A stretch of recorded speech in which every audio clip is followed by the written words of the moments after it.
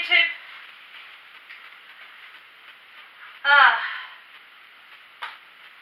My name is Vanessa. For those that know me, you know that I'm an ACE certified personal trainer. And brief intro for those that have never seen a video before of mine. I'm showing modifications of exercises for the home exercisers that may not be able to do the exercise the way the instructor has indicated. The instructors are fantastic. On occasion, I noticed that there are some instructors that it's geared more towards the athletic individual, even though some of us home exercisers want to try it, we may not be able to go full force like they do. So that's why I'm doing this series. And what I'm hoping to be able to go through today, I can't play the video for licensing, and I'm fine with that. I'll just demonstrate the exercises, but I'll show you the cover, drill max, and I'm going to try to go over FlexTrain. I'm going to try to do it in 30 minutes or less, which I think I should be able to do. So, the first exercise is from Drill Max, and that's why I showed that cover first. Plie Squats.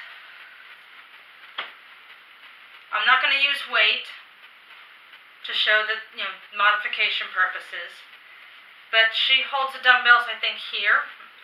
I'm going to do it without weight. Weight in the heels, feet wide, and you're going to bend the knees, push into the heel to stand up. I've shown this in some of the previous videos that I have done, but on occasion I see that it bears repeating sometimes. Because not all of us like the old school Kathy stuff. I'm not a big fan of the old school Kathy. I like the newer stuff because it seems to be a bit more hit focused, metabolic type training, which is what I love. So, but I think it's all a personal preference to me. Okay, bomb diver plank push-ups. Now you can use a stability ball, but for those that cannot use a stability ball, use a step. And so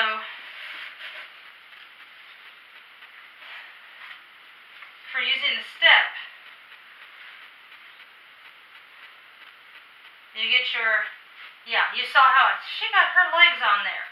Yeah, but I'm going wide with the legs, like this. Now you would omit the butt spiking up for the bomb diver stuff. Now that's for the step modification. I'll show you on a stability ball the other modification. So, this is one modification.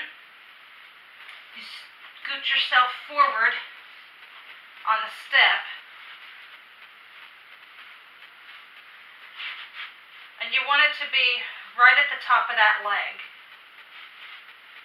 Okay? Bend the knees if it's a little bit uncomfortable on the joints for it to be hyperextended and laying out like that. And so, similar to that, although you may want to bring it in like this for that bomb diver modification. Now, I'm going to scoot myself off the step carefully. Take the step out of the way. And show you how you can do it on the stability ball. There's not one part of that move that's easy, even on a stability ball. So,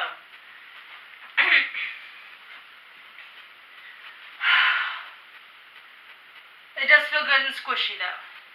And sometimes it puts your back in just the right position for it to pop, which is what it just did with me. Okay, so, my feet are wide. And you see how I'm doing the modification where from my head to my heels It's almost one straight line, like that. Now there is a point where you go further out that it's that seesaw effect is no longer valid. Because there's going to be more on one side than there is on the other, and you're just going to be doing a push-up on a stability ball at that point. And so, those are the two modifications that I've shown you. Now, I think Brenda, in the low impact series, shows a modification of the bomb diver push-ups. So, check her out in that one.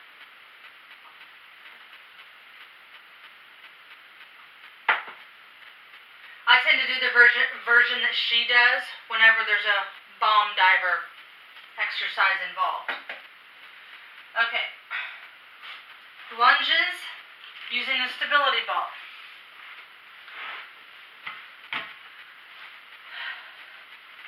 Now the lunges using the stability ball, you can either have the stability ball here, and I'll move it back just a little bit and do the lunges this way. But this ball does move, so. And then there's also doing it this way, the way that Kathy demonstrates. I just don't go all the way down. And I limit my range of motion going to one side. So that's how I do it. Wall squats. I've shown you this once before, but I've only shown it, I think, maybe twice, so I'll show it again. Pivoting you towards the wall, so you can see. And yes, there is all this equipment in the way, but I'm not going to be going up quite that high. So, I put the ball up against the wall, as such. I put my legs wide in a wide V. When I put them narrow, I find that I have to fight for my balance. And so, the wider your stance is on any given exercise, the more stability, the more stable your base of support. So putting the weight in your heels, bending at the knees, and then I push. Bend, push. That's how I do the wall squats.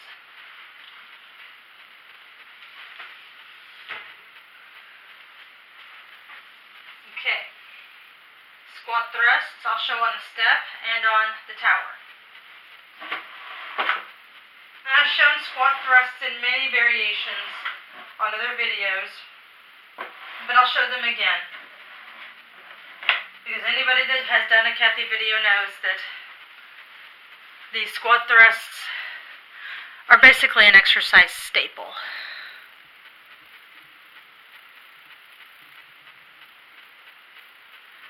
There we go. Alright. Okay, so the squat thrust, you can step out and in like that. Now, for those that don't mind jumping and they can do it, then you go down, you jump out, you jump in, and then you stand up. For those of us that can't, walk out and in. And if even that's too difficult or you're getting a little tired, but still want to try to keep up with the pace, you take one leg out and in, and then up. And then the other leg out, and then in, and then up. And do something very similar on the fit tower. So, for the jumpers, you jump out and in, and then up, keeping in mind the bars here. For the stepping out and in, and up, or step out, in, and up.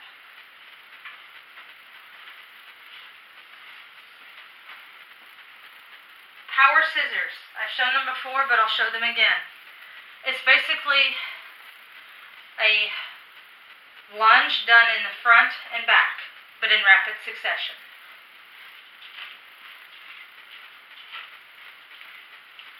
Now the weight is always in the front heel, front heel, front heel, front heel, front heel. Always. Okay. That was it for drill, Max. Now we're on to FlexTrain. And I have the videos over here and I just switched them so that I could see the FlexTrain cover to get myself in the mindset of remembering the sequence of exercises from FlexTrain. That's all.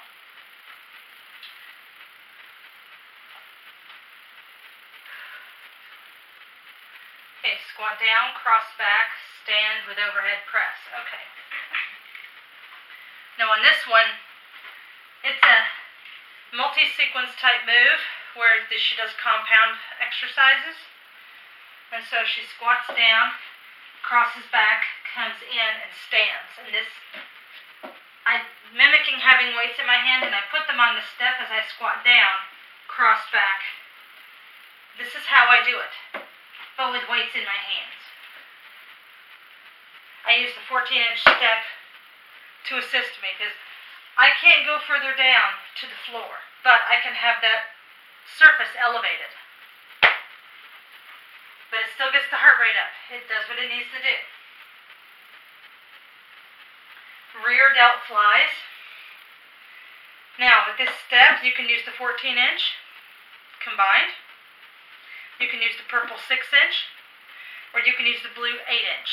It's up to you. But for the rear delt flies, one step, one foot on the step, hinge from the hips, rear delt flies. Now if it's one-armed rear delt fly, like this. For me, it's a simple modification. For others, they may not have that knowledge. So, one arm row, same thing, but doing this instead.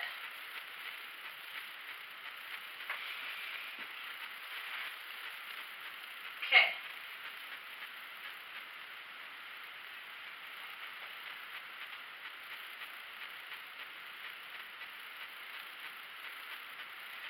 All right. We have Sumo Squat with bicep curl into overhead press.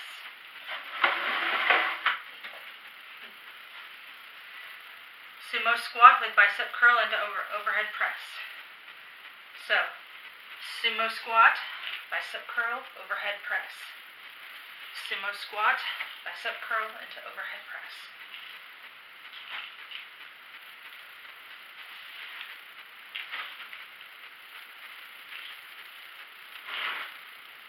That's how I do it. I'm not entirely familiar with the sequence that she does. I think it's like doing this and then this when she comes up, but the point still stands. If you're having difficulty with both arm movements, then just stick with one arm movement like the bicep curl or the overhead press. And if you're having trouble with the arm movements entirely, just work the legs part of the way through and then put the arms in. That's what I would do. Burpees into push-up.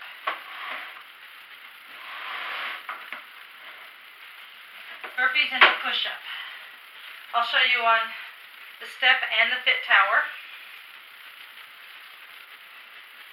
Okay.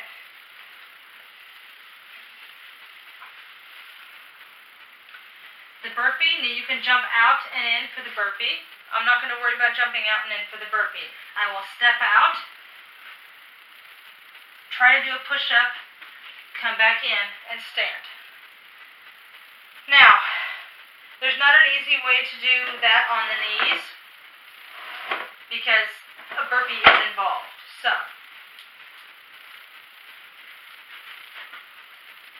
tower out. And I have my tower on level 6, the bar that is. And so you step out, into the burpee, and then you come in, step out, do the push-up, and then come in. Notice I'm trying to avoid hitting this tower at the top. Always be mindful of that whenever you're using the spit tower. Side lunges. I never use the discs when I am doing this. I just try to focus on my form. So you sit into a one-legged squat and the other leg and foot go out to the side. And it's a side lunge. Back lunges. This will be the standing leg, the one furthest away from the camera.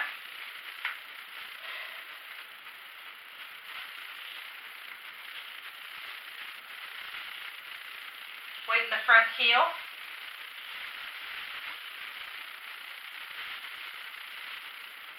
Okay. Tripod, tricep kickbacks. Okay. I'm going to put hand on the step. The feet go out. And the tripod, similar to my camera being on a tripod, 3 points of contact. One hand on the step, 2 feet are out, but in a triangular type position.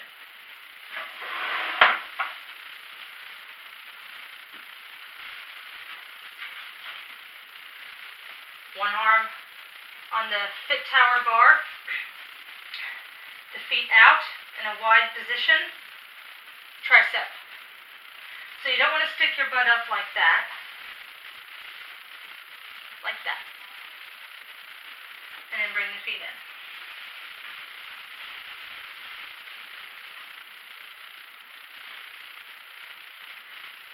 Floor tricep dips.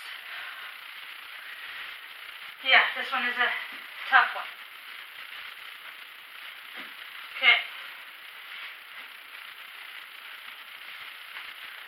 So, she has her hands where they're pointing towards her buttocks. I'm going to turn my hands out 90 degrees where they're pointing away from me to the side. And so, you come forward ever so slightly, and then you bend at the elbow. And even this can be quite challenging. And I believe I read the next one as tricep push-ups, but the same dips on the floor, you can do them on the bar. So, I'm going to show it to you on the bar. You can also do them on the step, which is what I prefer to do. So, I'll show it to you first on the step. That's on the step. And I prefer to do it on a square step, because when I have a long step, like the 3-in-1 fanny lifter, the transformer, I mean, then my arms tend to gravitate out and out so that I don't hit my hips. But when my hands go out, it engages more of the shoulder and not the tricep. And that's why I use that step. Now for the triceps on here,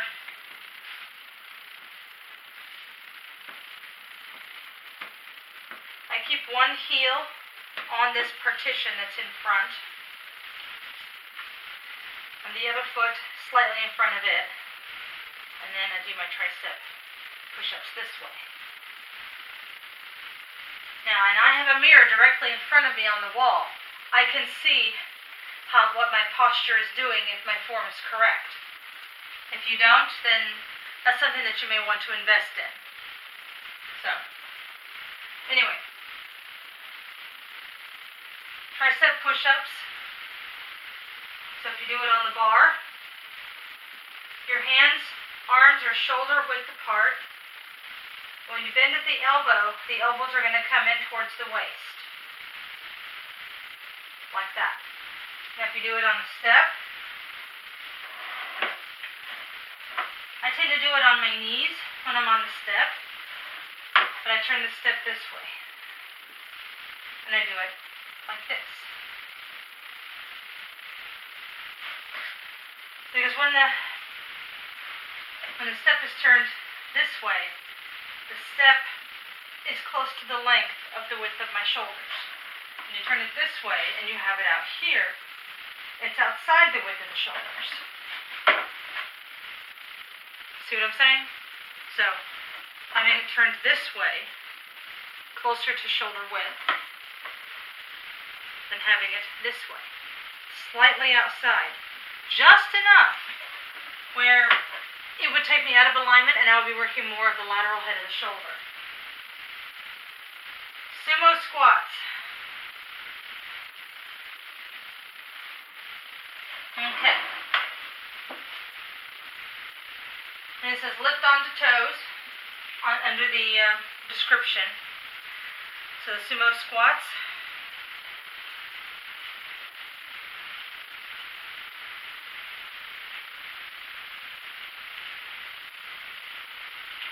I noticed first I had them turned forward, and then I remembered I think she has them wide in the video.